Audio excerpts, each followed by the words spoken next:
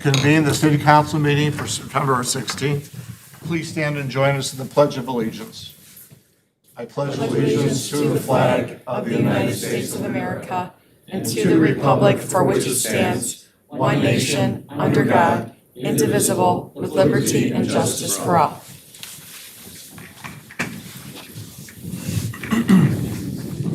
And the roll.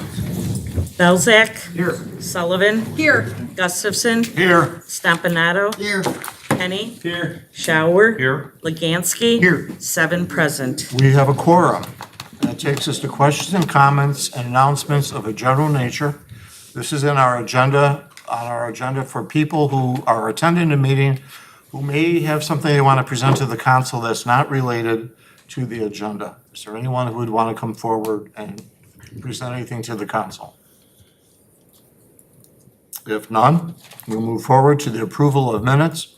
I'm looking for a motion to approve the September 3rd, 2024 City Council meeting. Moved by Alderman Kenny, seconded by Alderman Belzak. Questions and comments? In the roll? Kenny. Aye. Belzak. Aye. Sullivan. Aye. Shower. Aye. Gustafson. Aye. Legansky. Aye. Stompanato. Aye. 7 ayes. The minutes have been approved. Takes us to receiving the communications. Any of the aldermen have communications they'd like to share? Mary? I know pretty much everybody in the community should have received a postcard, but I also received an email asking that I announce it at our meeting, that State Senator John Curran and State Rep Nicole Laha are hosting a iCache Discover What's Yours. It's a way to find out if the state is holding any of your unclaimed funds.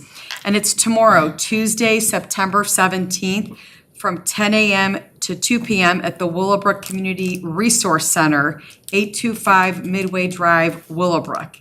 And just come and find out if there's money there that belongs to you, unclaimed funds. The Treasurer's Office of the State of Illinois currently has $5 billion in unclaimed property owed to Illinois residents. That's a lot of money. You can also look that information up online. Yeah. On the website. On the website. Anything else? Anybody else? Something new that we're doing now is in the last edition of the Darien Direct Connect, we have a new item called Ask the Mayor. It was something we ran a few years ago. We used to get questions. I would answer those questions. The ironic thing about it is I received 2 emails this last week. And when I read them, I read one to Brian one day, and it appeared it had nothing to do with Darien. This one individual wanted to know why I allowed a project to take place where I closed down the 3rd Street train station for a project by the 3rd Street train station. And I emailed that person back and I said, we don't have a train in Darien and we don't have a 3rd Street. When I shared it to Brian, he said, maybe they mean Darien, Wisconsin, or Darien, Connecticut. Connecticut or maybe? I got another one this weekend from a woman who was very much offended. She said, you're taking the Goodwin Shopping Center and you're renaming it the Goosehead Senior Center or something like that. She says, and I think that's a real blow to senior citizens. And I emailed her back and I said, we don't have a Goodwin Shopping Center and we're not renaming anything the Goosehead Senior Center. I said, I think you're talking about either Darien, Connecticut, or Darien. So my Ask the Mayor item is resulting in me getting things from people from other Dariens, but nothing yet from Darien, Illinois. So it's kind of fun to get these because they start accusing you of something and you realize it has nothing to do with you. Anyway. The mayors in those towns get voted out of office, Joe, and it might be your fault, okay? All right, that takes us to the mayor's report, and I'm going to switch around the order a little bit tonight because, we did cover the strategic plan a little bit, but I'm going to do the appointment first, and I'm looking for a consideration of a motion to approve the appointment of Mark A. Kasich to the Planning and Zoning Commission. Mark actually applied several months ago. As you know, we're in the midst of consolidating the Planning and Zoning Committee with the Economic Development Committee. Mark was made aware of that when I interviewed him for the position. He's got a background in civil engineering. He is the other half of the Bill Kozich and Mark Kozich group, the Citizen of the Year. So I'm asking for your advice and consent. Can I have a motion? Ted Schauer, and I'm going to go with Alderman Belzak. Any discussion? We have the vote. The roll. Shower. Aye. Belzak. Aye. Gustafson. Aye. Leganski. Aye. Sullivan. Aye. Stompanato. Aye. Kenny. Aye. 7 ayes. 7 ayes. Mark, would you like to come forward, please?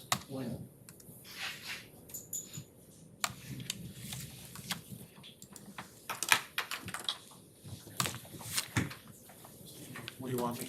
Right up here. I have here. Please raise your right hand and repeat after me. I state your name. I, Mark Kazak, Do solemnly swear do solemnly swear that I will support the Constitution of the United States that I will support the Constitution of the United States and the Constitution of the State of Illinois, and the Constitution of the State of Illinois, and that I will faithfully discharge and that I will faithfully discharge the duties of the duties of Planning and Zoning Commission Planning and Zoning Commission according to the best of my ability. according to the best of my ability. Congratulations, and would you please sign the card?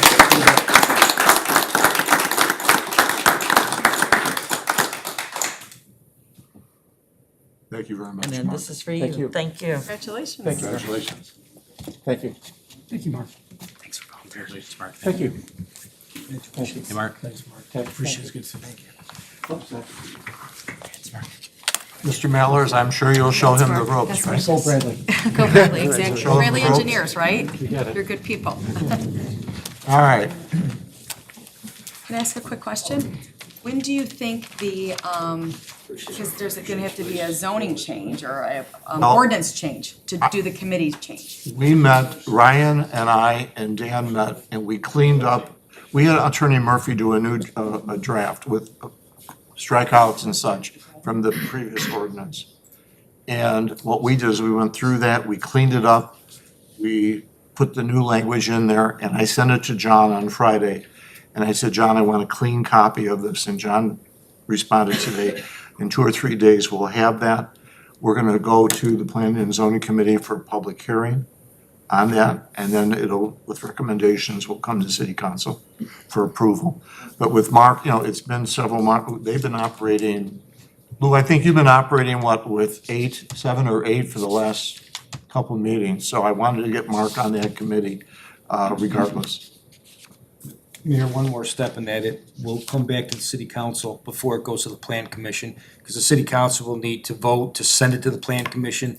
That way we know everybody's in unison on at least the draft language. So we can do that, assuming it's finished, we can come back to the council at the next meeting. It might not have gone to a committee, if that's okay with the council, because it will come back to the committee and the council eventually, so we could do that, it might save a little time. Okay. Any questions? All right. About 50 years ago, it seemed like everything in Darien took place. Last year, we celebrated the 50th anniversary of the Darien Lions Club. We celebrated the 50th anniversary of the Darien Women's Club. We're celebrating the 40th anniversary of the Chamber of Commerce this year. And now we're celebrating the 50th anniversary of the Darien Park District. So it appears that, and the 50th anniversary of the Darien Rotary. So everything happened within 2 years. It's like all these groups said, hey, let's start the Rotary, let's start a Lions Club. So I'm very proud tonight to have an opportunity to honor the Darien Park District. So if you bear with me. Whereas the Darien Park District was incorporated on May 18th, 1974 by voter referendum. At that time, Darien had less than 10,000 people, and the Park District operated out of a small office in Fairview School. First recreation program brochure debuted the summer of 1975 and featured 21 programs. And whereas 1976, the Darien Park District joined forces with other recreational agencies to form CSPAR, the Southeast Association of Special Parks and Recreation, to provide activities for residents with special needs. Today, C-SPAR serves many Darien residents by enriching their lives through recreation. Whereas in 1994, Darien Park District started a preschool program with 16 children in one class. In 2024, the Park District is celebrating its 30th anniversary for preschool, with 185 children enrolled in 11 classes per year in a DCFS licensed preschool. And whereas in 1997, the Darien Park District built the Darien Sportsplex, which is home to 3 NHL-sized ice arenas, 1 full-size indoor field house, and the award-winning C-SPAR Adult Day Program in order to provide additional recreational opportunities for the community. And whereas the Darien Park District Board began acquiring open space to promote time spent in nature, which positively impacts mental health and well-being, and now the Park District maintains 17 parks that include over 160 acres of parkland, 12 playgrounds, baseball fields, soccer fields, as well as volleyball, basketball, tennis, and pickleball courts. And whereas in 2007, the Darien Park District came full circle by acquiring Fairview School from Darien School District 61 and completely renovating into a community center. The facility now offers a preschool, a fitness center, as well as many multi-purpose rooms which host a variety of programs for all ages. And whereas in 2017, the Darien Park District executed an intergovernmental agreement to purchase a surplus facility from DuPage County for use as a maintenance facility. This allowed for reuse of an existing building. The former maintenance site is now being redeveloped into a new park for the community with garden plots and a splash pad. And whereas in 2024, the Darien Park District now offers 3 seasonal brochures offering 526 programs and 50 special events annually serving over 21,000 residents, all with a balanced budget. And whereas the Darien Park District regularly partners with many other park districts, local government agencies, and local not-for-profits to expand program offerings and services for our residents. And whereas the Darien Park District has recently completed numerous park improvements with the state of Illinois, OSLAD grant funding, including Darien Community Park, Garden View Park, and has plans to improve many more parks, including Westwood Park. And whereas the Darien Park District has focused on sustainability and its parks are essential to ensuring the ecological beauty of our community and providing a place for children and adults to connect with nature, while also promoting health and wellness and positively impacting Darien residents' lives. And whereas the Darien Park District's mission statement reads, to provide the highest quality recreation programs, facilities, and parks that meet the needs and enrich the lives of all Darien residents. Now therefore, I, Joseph A. Marquez, Mayor of the City of Darien, do hereby proclaim the date of September 16th, 2024 as Darien Park District Day in the City of Darien, and congratulate the Darien Park District on its 50th anniversary and encourage the citizens of our community to recognize and hold in high esteem the efforts and leadership set forth by its outstanding staff. And we have that for Mr. Jablonski. Ray, you want to come forward? Do we need to get a picture? Yes. And got 2 other board members here, maybe we get them too.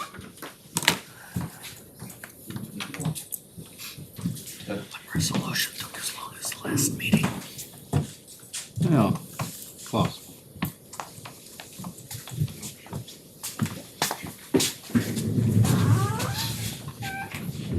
It's for you.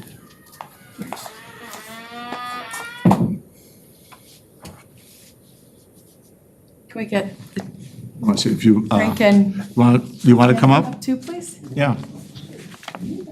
They got shirts. I didn't even get a shirt. Yeah, but you did get invited to come up there, they didn't. That's true. That's true. We'll get all of you up here. Want me to turn around? I'd like to see your pretty face instead. I'm gonna do one this way. Yep, Joanne and Brian, scoot back just a little bit more. I don't want to roll off the edge. Awesome, thank you. Thank you. Congratulations.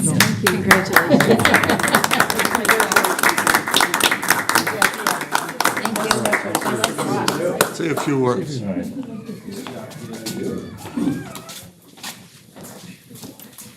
The Darien Park District would like to thank the city of Darien for the acknowledgement. I've been on the board for, this is my 18th year, Frank 20, Kathy, I forgot. I don't know, so let's say Between- 5, 6. Between 5 and 10? Sure. All right. You know, we always try to do our best. We always try to do the best for the citizens of Darien. We always try to look out long-term. I'm very happy that the city has invested in a 4-year plan.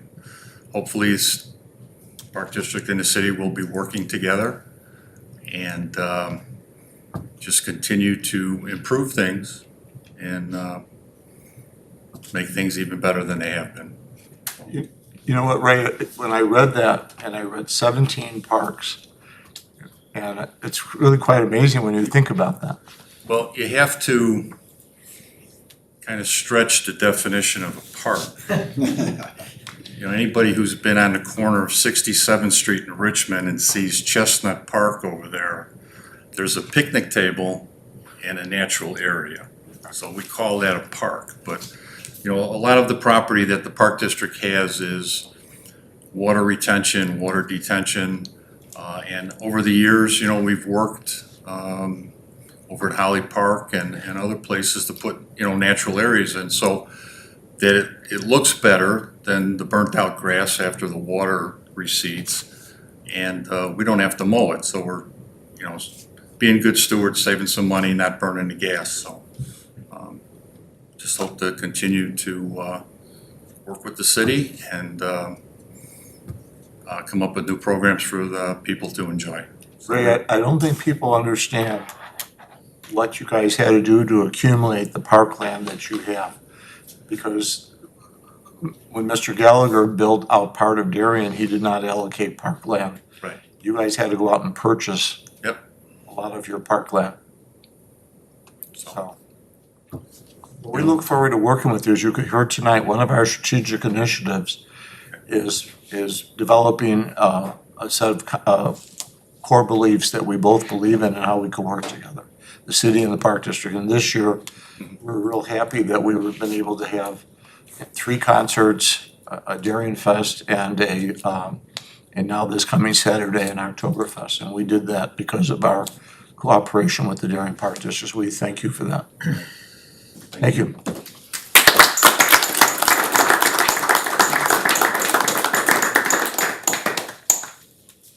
Under the mayor's report is also the strategic plan for the sake of the public. The city developed in January, agreed to expend funds for the development of a 4-year strategic plan. That 4-year strategic plan has now been fine-tuned into 5 strategic initiatives that the city will work on over the next 4 years. And the council received that document tonight, and at our next meeting, hopefully, they'll have some additional questions and we'll find it maybe a little bit more, so I'll just mention that briefly. With that, we have the city clerk's report. Joanne? No report this evening, Mayor. Mr. Banda, the city administrator's report. No report, Mayor, thank you. Thank you. Department head information and questions. The police department monthly report. Chief, you've got 2 reports, July 2024 and August 2024. I do. A few things. You mentioned getting letters from Darien. We do get invoices from a vendor who should be billing Darien, Georgia. Cameras that they purchased, and Mike did not put on that bill list. Hopefully they're getting some of our bills and paying them. When I was in Aurora, Colorado, we had a shooting.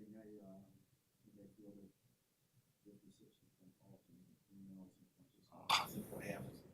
People will look at put in Darien, and it's the first hit. And, internet search, instead of looking for the state that it's in.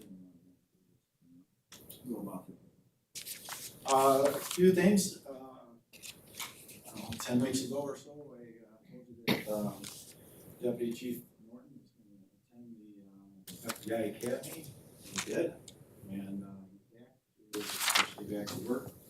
So, did a great job, out there and passed all his stuff, and there's a physical, portion of that, and you run, yellow brick, and you run, mile and another, sometime, I don't know what it is, but, I know he was, under 8 in, some of his practice rounds, so I'm not sure what his, final was, but, there's a list, a significant list of classes you can take up on college. And, so we signed up for a lot of classes and I didn't have a chance to, talk to him to brief, how it went, but, it certainly, looked like it went very well. Just getting selected is big. You have to obviously apply and then you have to have support from your local, special agent in charge from the FBI in order to get in.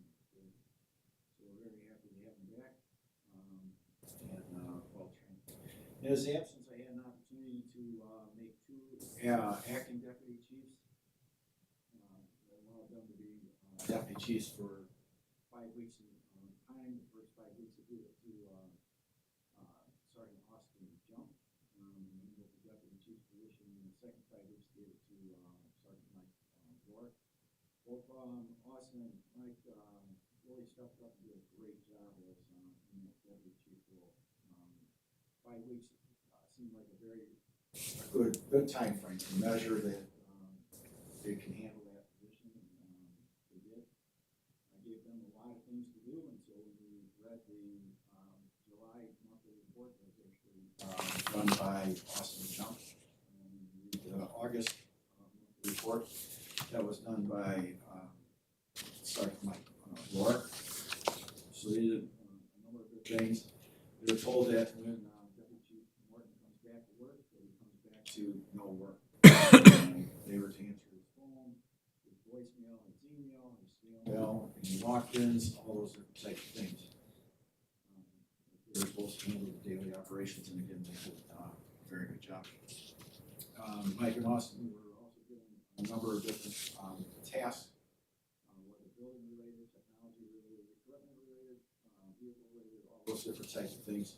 And, we got a number of things knocked out that, they have to do this, so hands off to them.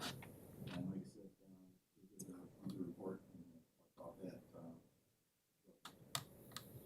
A number of officers, attended a, ceremony that was, not really a ceremony, just a, breakfast, that was put on by, St. Mary's Gospel. Had to look up that, you know, if you see an SMG is submachine gun. St. Mary's Gospel. They had a nice program. We couldn't stay for the whole thing, but they had, while I was there, they had, 2, readings by 8th graders. Just went out of my head. One was appreciation, and I think the other one was titled dedication. And they did a great job. And then there was no introduction, and all of a sudden, one of the 8th graders started singing the national anthem. It's probably one of the best, top 5 renditions I've heard. She was just awesome. She belted that out very nicely. Kindergarten students were there. They had a little thank you song that was quite sweet. I know that there was other grades that cycled through, and it was nice to see all those people. And they wrote some very nice letters. We brought those back, put them down in the break room so the officers can see that how they were appreciated. And so I know a lot of people, a lot of places did 911 remembrances, and so being invited to that one was very nice. So, a couple other things to knock out before we get to the monthly report. Got calls from a couple different aldermen about dogs running at large, and just to remind the public that dogs cannot run at large. Our ordinance 832B says no person shall allow any dog he owns to run at large within the city, and then the definition of running at large is any dog shall be deemed to be running at large when it is off the premises of its owner and not under adequate restraint of a competent person. Dog is under adequate restraint when the meaning of this chapter, as long as the person or the dog is on a stout 6-foot leash or at the heel within 7 feet of a competent person and obedient to that person's command. That dog's more than 7 feet, like a number of the calls that we received said. Obviously, it's not under the command of the individual, and definitely not on a leash. So you could receive a violation for that incident issue. Another one that came up frequently since we last met was e-bikes and e-scooters. The Illinois Vehicle Code, if you want to look up 625 ILCS 5/1-140, any person operating a bicycle, low-speed electric bicycle, or personal mobility device shall obey the instructions of official traffic signals, signs, and controls applicable to such vehicles. So basically, you gotta obey the rules of the road. You gotta stop for stop signs, you gotta yield for other traffic, all those different types of things. And appears that most of these are being driven by younger kids. So any parents, please remind your children to be mindful of your children being on the road. Big cars beat small electric bikes every time, and so just be careful. Is there an age? Yeah. Requirement for riding? So, I mean, you could be 6 years old and out there Yeah. shooting down the street. Those don't go very fast. I think the law says they can't go more than 14 miles an hour. So don't go very fast, but you don't have to go very fast when you're on the road with them. And how about helmets? No requirement. And they're supposed to be on the roadway, not on the sidewalk, correct? Correct. And pedaled You bikes. gotta be smart. If we're talking about a 6-year-old, if you really want the No, I'm 6-year-old just in saying, the like, road, just need to be I'm smart not, about yeah, it. usually, but I mean, pedaled bikes, adults pedaling on bikes should be on the roadway, not on the sidewalk. One more question. Yeah. A friend just commented, it wasn't really a complaint, that in her cul-de-sac, there's quite a few young children, as in like 3-4 years old, on those power wheels, like cars in the cul-de-sac, sometimes unsupervised, or maybe parent or grandparent, whoever's watching them at the time is in the house. Is there any ruling on those Power Wheels toys being on a street? Yeah. I think the easiest answer for all those things is just call 911. If it's not a violation, we're gonna go there and handle it as best we can, whatever that might be. So we'll tell the parents, this is dangerous activity, and Yeah, make sure that it's a happens. safety We're not concern. gonna write a Right. 12-year-old a Right. $150 ticket for those type of things. But if it continues, we talked about this at the police committee, then it becomes an issue with parental responsibility, and then the fine's going to happen. You just can't allow that to happen. Yeah, it's gotta be smart. Kids ought to be smart, parents gotta be smart, and make sure that people are safe. Okay. Absolutely. Thank you. Oh, yeah, yep. The July monthly report surrounded mental health. There was changes to the how police respond to mental health calls. That was part of the Safety Act. Some of those aspects of the Safety Act have been enacted or implemented, and others have not yet been implemented. Austin, I think, did a nice job of going through and explaining what our frequency it occurs nationally, and then frequency that we receive calls for service that are mental health related within just our jurisdiction. you know, they talk about the impacts, and we've seen different things on television news where somebody is killed or harmed, and I think a better approach to mental health is important.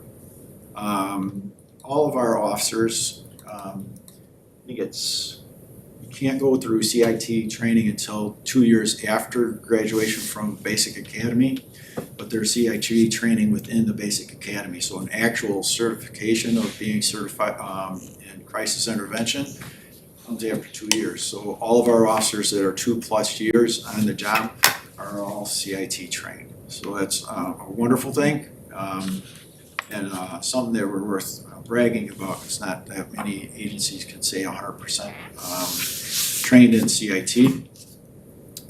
And they have a number of different things that they try to do: mental illness awareness, de-escalation techniques versus force techniques, communication skills. They do a great job in that training. I think it's 40 weeks long, and they actually bring in individuals that are suffering from bipolar, that are actually suffering from schizophrenia, and they get to see them, talk to them, and deal with that issue very well. So the training that is done very well. We have some great help through NAMI and DuPage County Health Department and those type of things. NAMI comes out annually and goes to our roll call training and does that help. Austin talks about 988 versus 911. There's some issues there that's part of CESA, and I don't remember what that acronym stands for. Basically, it's trying to get people calling 988 for mental health issues versus 911. I don't know that it's all greatly done. They have 4 levels, and the police are still going to respond to the 4 levels, or 3 of the 4 levels. And so I don't know how they're going to educate the public to call 988 versus 911 and what those levels mean to the public. So if you see an issue, make sure you just call. And if you call 911, we're going to get it to the right place or handle it. Anything else there? No. So I think Austin did a great job summarizing that. You can read that further as you see fit. And move on into the August monthly report. August or July? That was July. Okay. So then we'll move into August. In August, really, there was a conversation early on when the Safety Act was not, or had just passed, because we really didn't get any heads up that what was going on there. And so I think I had 3 different city council meetings. They had explained what the Safety Act meant and how some of those changes had to come about because there was some poor language in the legislation itself. And so told Mike that he should look at what legislation's out there. And he had a number of different ones, really depolicing, but that one got pulled. There was 2 or 3 that was quota related and those type of things that they have some definite impacts and people should be aware of those. Mike summarized it well, just saying, take a look at the website and you'll get a better picture of what the legislation's saying and those impacts, and you can do a witness slip in favor of or against and get involved in those type of things. And then probably one that is a little bit disturbing is the discussion on crime. Assaults are at a numeric of 87 this year compared to 79 last year. And you look in NIBRS and in the old Uniform Crime Reports, NIBRS is National Incident Based Reporting System. It's a national reporting system, so all agencies that have to report using that system. So the within that category of assaults, there's 30 crimes that make that up or better.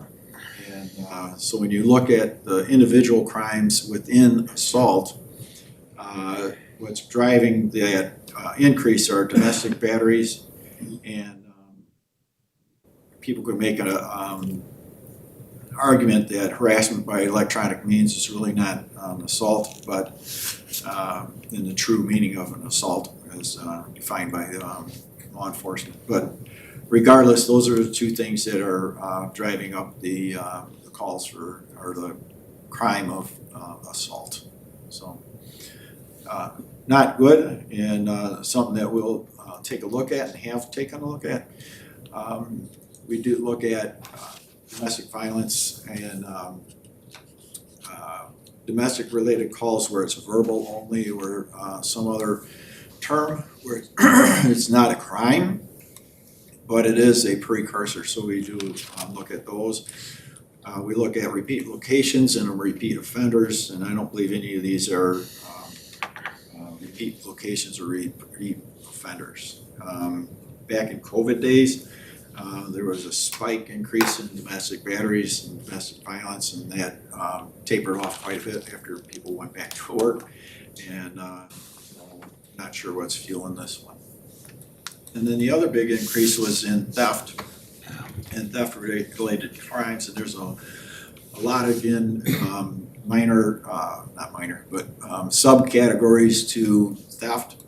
And the two that were, that I felt were driving this was theft from motor vehicle. They went up by 23 more instances in 2024 than had occurred in 2024. 23 more incidences in 2024 than in 2023. You have to look at that a little bit more. I know we had a number of burglary of motor vehicle, theft from motor vehicle. Caught, I think, two individuals that had stolen a car, and they were also, I think, responsible for about 8 burglaries of motor vehicles. So hopefully that arrest will start slowing down those burglaries of motor vehicles. And then you guys are very good, and appreciate comments, because every time this comes up, you guys are always very good to remind the public that lock your stuff up. And I did not look, but I would venture to say that this is no different than it has been in the past, where 90+% of them are unsecured stuff. So please just lock your stuff up. But unlike my neighbor who left the car keys in it and running this morning, so but lock your stuff up. And that'll complete my report and answer any questions. Any questions for Chief Thomas? Jerry? Thanks, Mayor. Yeah, the theft, Chief, yeah, we got hit pretty hard there for those 2 weeks, and Yes. just reminding people, lock your cars, don't leave wallets, keys inside there, anything of value. And it's just constantly keep reminding people. They're looking really to steal the car. So they're working their way through. Their keys not in the console. It's not in the Right. box. Those type of things. Push the foot on the brake and try to see if the fob is in the vehicle. Sure. Those type of things. So you're absolutely right. Just lock your stuff up, and then stealing the sunglasses and $1.50 of change. That's an afterthought. Lock your stuff up. It's just And, gonna be- Yeah, and I know the 2 individuals, our use of the K-9 and the drones was very helpful in apprehending those Yes, 2 the individuals. situation that it was your ward, so you obviously you're going to ask about it. So, but for the public, when that incident had occurred, we have that drone that you guys allowed us to purchase, and the K-9 that you helped fund, and those type of things. And we used both those tools to our advantage in order to catch the 2 that were involved in that. And then on all the summaries, we're always looking at a 4-year change, but I know in the traffic crash summary, we did a 5-year change, looking at 2019 instead of 2020, just because 2020, there weren't, people were home during COVID, and No, That wasn't because I good. don't have 2019 data. So 2019 was the year that we switched from web RMS to on-call records, and so I can't get that data. So we had it for the traffic crash side, but not for the other crime? Correct, because Got it. it's a different reporting Okay, mechanism. I thought maybe So because people weren't driving during COVID, the No, numbers were no. way down, and we didn't No, want to do it for the comparison software that purposes. we use for crash investigations, we got that late in 2014. So we've had that for a longer period of time. So I think you might even have a 10-year look back on that one. I like the longer look back, but we just can't do that. I think getting the annual report, because I don't want to do it monthly, it's just too much work. So I compare UCR and NIBRS because we changed the methodology that we use to track crime. So it's a pain to try to report on those two different methods. Yes. And under the theft, I assume that includes the retail theft? Yeah. 'Cause I know in your I figured you would weekly ask that, so I did take a specific look at that. And I think it was a numeric change of like 2, but I don't remember if it was 2 more or 2 less. But it was real close, it was the same as last year. Because I know the Drivers were the theft. understanding appears to continue to be an ongoing issue. I mean, is there anything that is being done by the various retail outlets and stuff to try to control that? But I think they do a lot for us. Most of those that they do report are in the hundreds of dollars or in the felony amount. Very rarely, if ever, they charge the $50 or the $20 and those type of things. So they handle those internally. They give them a notice not to return on any Walmart property or retail property, those type of things, a trespass warning, and then record their name and information and then send them on their way. Now, does your team have to go out there on those calls? On those, no, but on retail thefts where we make an arrest or Right. do a citing, yeah, we go out there and make those. So is there a citations. dollar amount, or how do you determine when you do go out? You go out If we get a call, we have to respond. Okay. And so it's really decided by the business. Okay. What they do, so there's a lot of different policies within different businesses about loss before they're gonna contact us. And how long does it normally take for your team to physically be there on one of those calls? A half hour? Probably half hour, 45 minutes to get there, write a citation and complete the report. Okay. There's no arrests on those anymore. There's cite and release. Hey, Chief, just real quick, on this personal property crime summary, where you see 4-year change, and you're looking at minus 50%, 50%, minus 100%, yet it totals up to 38.5%. Can you, the first 3, for the year-to-date, for total crimes, then those numbers add up, but the percentages don't make sense to the average eye. Just curious what I'm missing. And it says the same thing for a year, 1 year change. On the actual chart itself. Uh-huh. I'd have to take a look on that chart. Okay, thank you.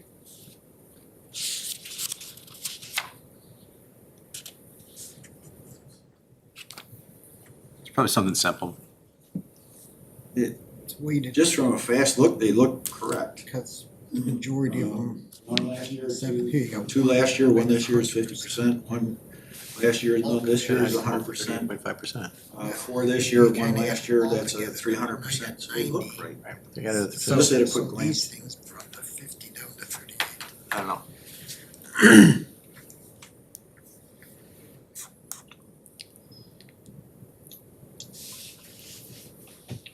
And you really can't add a percentage to a percentage, because you're looking at I'm just thinking somebody, crime that's just very few. I'm just thinking if I have that question, somebody else at home might have it. That's all it is. No, I understand that, for sure.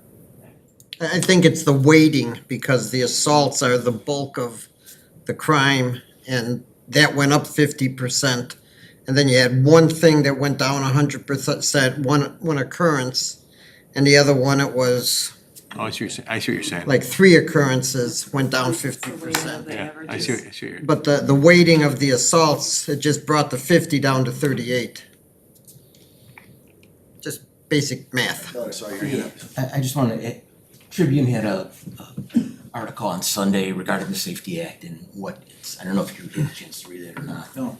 But it had stated that the amount of people showing up in court has actually gone up rather than down, which is what Wow. everyone was concerned about. Have we had any issues with that regarding any of the people that we've issued citations to, or are we finding anything that people are still showing up in court when they're not putting up a cash bail? I have not.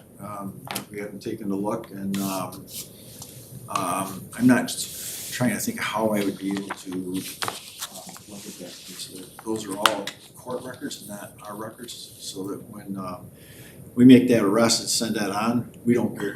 So you're not gonna be at the next response back hearing from date, that. So you're that, not following. we have to try to figure out how to get that through DuPage County. Chief, I think that's a great idea to look at. there was a posting on social media, and I know that you responded to this via email, about a picture of a SWAT team in front of what people thought was Hinsdale South. And it seemed to be a real mixture of people misinterpreting. Could you just explain that for people who Yeah. never heard didn't hear, I mean, I heard your response, Yeah. but the public. There was actually two things that were going on that day, and I think some people conflated the two issues. One was an image that had actually occurred maybe in Rochelle. I don't remember the city now, and it happened like 2 months ago. And but it making its rounds again through the social media, and so it was on a phone on a kid from Hinsdale South. So then we, obviously that's a red flag, so we start looking at that, and then they got it from this kid, got it from this kid, got it from this kid, and I think about the third kid back, we finally realized that this is not a new threat, this is a threat that had occurred a couple months ago, and it's just the image from that incident. So it was not an issue. The issue that you're talking about had to do with our DuPage County Merit SWAT team was having a training at the Argonne, and their personal vehicles were being staged at Mount Carmel, and so then they had a SWAT vehicle pull up, so the personnel transportation, so they could put 20 people in there versus 20 cars going to Argonne, and so somebody saw that, took the picture, and said, oh, the SWAT team's out doing this stuff, and it was just training. We train, I think, twice a month, so you're gonna see like issues like that. A lot of times they'll put out flyers, or they'll put out probably like a 4-foot sign that says training in progress. But the training was on Argonne's property, and Argonne had made all the notifications. The only issue was parking officers' personal cars to get into a transport to go there. That's the only thing that was public. And again, if there's something going on, we're gonna put that out, and we did with those things out. Tweeted it, yeah. The Muni Web, the text, and as well as the social media page. I know in the past, they have posted a sign near the entrance of Mount Carmel when they've had anything, like you said, staging of vehicles or equipment related to training at Argonne. And if you could just, I think it would help eliminate rumors if that was to get, because there was no sign posted on Friday. And like you said, it was just ironic that that was happening at the same time there was a uncredible threat at the high school, because I know I was looped in with some parents that still have kids at South. Kids were leaving school, they were, it was Friday the 13th. It just really escalated. And then people are asking me, what's going on at Mount Carmel? Why are they staging? Is there gonna be something going? And I'm like, there are two. There was no cars at Mount Carmel. There was just regular cars. There No, was but no SWAT one of the vehicles. times I passed, there was a SWAT vehicle in the parking lot. Picking up cars and moving them over. Exactly. So it was Exactly. So probably, I don't know. people jumped 20 to minutes to go. conclusions. Yes. Yeah, your point's well taken. And I think if it had happened on any other day, people might not have thought twice. But because it was happening at the same time, in and in the morning, when things were going on at the high school, people just drew a lot of wrong conclusions. Any other questions for Greg? Any questions for Mr. Gombeck? He was kind of lonely there, so Yeah. maybe we want to ask him a question. the quiet time. Got a bunch of work done. Look at that, your investments are really. Thank you, Park District. Oh, go get some cake or something, or ice cream maybe. Okay. Not you, Dave Gombeck. All right. That's all I have. I have a quick question for you, Dan, and it's probably out of your purview here, but the construction on Lamont Road, they finished with that like 3 months ago, and yet they've got all these orange barrels there. Right. Are those gonna stay there indefinitely, or? I'm thinking that it's something to do with some type of deficiency and it hasn't been corrected. That's the only thing I can think of. Yeah. Unless those grasses that they planted are native grasses and maybe the mixture isn't right. I'm trying to find out what's going on, but yes. There's a limo driver I was riding with, and he told me his opinion of it is that I guess they rent those things from different companies. And those companies are perfectly happy to leave them out there because they're getting paid monthly on the rentals. Well, I of it, agree. but I They're don't know how probably true, paid whether up it's to the rent. cynicism or. Remember. It's costing that contractor whatever it is per day for those barricade rentals. So it will be only in his best interest to get rid of them. It affects his bottom line. You're paid up through September. So like I said, I'm still trying to find out what's happening. Hi, Dad. I'm aware of it. As soon as I find out, I'll let everyone know. It's your tax money hard at work.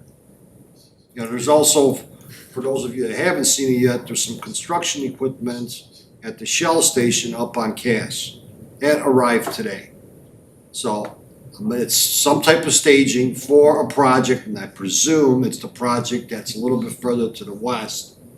It looks like they're filling like sandbags, or, I mean, I know it's not sand, but it's like they're putting mixture into, You know, there's a mortar mixing machine there. Again, I know it's a stormwater project there.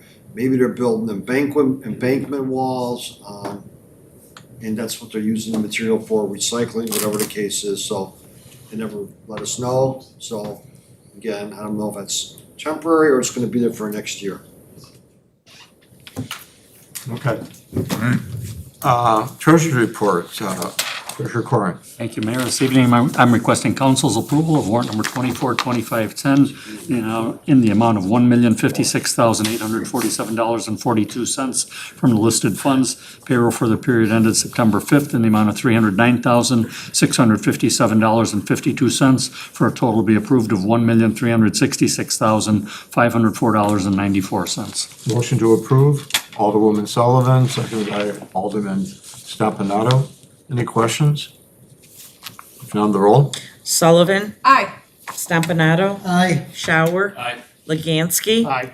Kenny, Aye. Gustafson, Aye. Belzak, Aye. 7 ayes. Warrant's been approved. The monthly report, Mike. Monthly report for the 4 months ended August 31st, revenue expenditure reports. General fund year-to-date revenue $7,458,171. Expenses of $6,111,198. Current balance of $8,327,197. Water and water depreciation funds year-to-date revenue $2,317,481. Expenses of $2,288,667. Current balance of $3,754,777. Motor fuel tax fund year-to-date revenue $347,035. Expenses of $1,730,188. Current balance $303,854. And capital improvement fund year-to-date revenue $279,030. Expenses of $62,731. Current balance $17,237,754. Any questions for Mike on the? If not, we move on to standing committee reports. So the chairman have reports. Alderman Belzak. Thank you, Mr. Mayor. Municipal Services Committee met earlier today. We approved the August minutes. And our next scheduled meeting will be Monday, October the 28th at 6 p.m. in council chambers. Thank you very much. Mary? The next Administrative Finance Committee will be held on Monday, October 7th at 6 p.m. in the City Hall Conference Room on the first floor. And just another reminder, start thinking about possible nominees for the Citizen of the Year. The application will start on November 1st, and information will be available online. And the application cutoff is January 3rd, 2025. Thank you. Alderman Kenny? Thank you, Mr. Mayor. The police committee met this evening and passed the minutes from the June 17th, 2024 meeting. We've sent those into the clerk's office this evening. Our next meeting is slated for Monday, October 21st, 2024, 6 PM in the police training room, pending agenda items. Thank you. Joanne? One item, Alderman Belzak, you had said that the municipal services meeting is the 28th. I have on the calendar that it should be the 23rd of September. Is that correct? October. Oh, I'm sorry. I said, the September meeting was moved up and held today. Okay. The October meeting will be the 20th. Thank you for the clarification. Okay. Questions and comments, agenda related? Mr. Mallers, do you have any questions or comments, agenda related? Okay. We go to old business. Before we read the consent agenda items, just to inform the viewing public that all the items under our new business tonight were approved by committee, and the council decided to move all of that to the consent agenda. So I'll be reading each of those items. Item A, consideration of a motion to grant a waiver of the raffle license bond requirement for the Darien Women's Club. Item B, consideration of motion to grant a waiver of the raffle license bond requirement for the Darien Arts Council. Item C, consideration of a motion to grant and approve the bingo participation of the Darien Youth Club at the Oktoberfest on September 24th, 2024. Item D, consideration of a motion to approve an ordinance authorizing the sale of personal property owned by the city of Darien, a monitor, keyboards, phones, etc. Item E, consideration of a motion to approve an ordinance approving a variation from the Darien zoning ordinance PZC 2024-08, 620 Maple Lane. Item F, consideration of a motion to approve a resolution releasing the letter of credit instrument number 200643511 in the amount of $974,992 for the Darien Heights 2305 Circle Court, Darien, Illinois, and accepting a security bond for the following: 1 year public improvement maintenance security in an amount of $97,499, and 2 3-year native planning maintenance security in an amount of $15,000. Item G, consideration of a motion to approve a resolution accepting a proposal at the unit price for polyurethane sidewalk raising and curb sealing from Acme Concrete Raising and Repair in an amount not to exceed $20,300. Item H, consideration of motion to approve a resolution authorizing or awarding a contract extension to Yellowstone Landscape Group in an amount not to exceed $173,215 for the city's 2024-2025 tree trimming and removal program, section number 1, and annual contract. And item I, consideration of a motion to approve a resolution awarding a limited contract to Homer Tree Care Incorporated in an amount not to exceed $178,750 for the city's 2024 tree trimming and removal program, section number 2. Motion to approve. Alderman Belzak, seconded by Alderman Kenny. Roll. Belzak. Aye. Kenny. Aye. Sullivan. Aye. Legansky. Aye. Gustafson. Aye. Stompanato. Aye. Shower. 7 ayes. The consent agenda has been approved. Questions and comments and announcement from the Alderman. Mary? Are there gonna be dates circulated soon for goal setting for the fall? Eric? The Tri-State Fire Department on Manning Road has an open house on October 5th from 10 a.m. to 1 p.m. And I believe representatives from the Darien Police Department are also there with, I think there's a canine demonstration and stuff that goes on. So I went there last year, was really a very good time, so I encourage people to go to that. What date is that again, Eric? October 5th from 10 a.m. to 1 p.m. Anyone else? Alderman Bozak. Thank you, Mr. Mayor. This Saturday will be Darien's second annual Oktoberfest. It's gonna be at Westwood Park from noon till 9:30 p.m. There will be music, there will be food, there will be games, and there will be beer. So You're hopefully. buying? Yes, absolutely. And so I hope everyone can make it. Just to add on to what Tom said, the Darien Women's Club, the Darien Youth Club, the Darien Swim and Rec Club are all participating. And Cancer Smashers as well. Cancer Smashers. So we have 4 community organizations that are participating in that event, and they're all gonna be looking, I think, to make a little money that day.